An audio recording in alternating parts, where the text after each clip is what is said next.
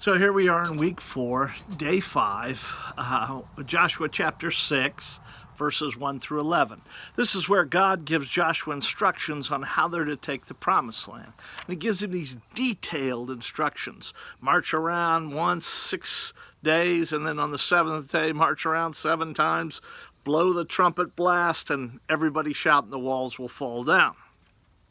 So the question is, why does God seem sometimes so interested in such very specific details, like the measurements of the tabernacle? The Old Testament, they're so specific.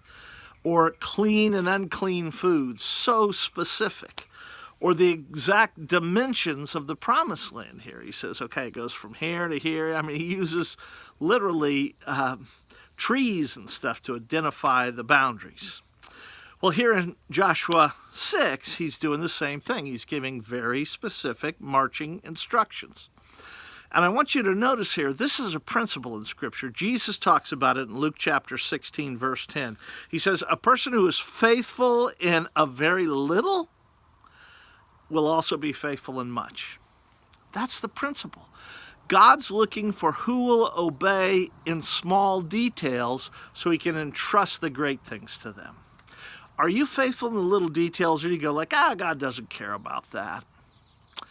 He kept Moses out of the promised land because he tapped the rock twice, and he told him to tap it once.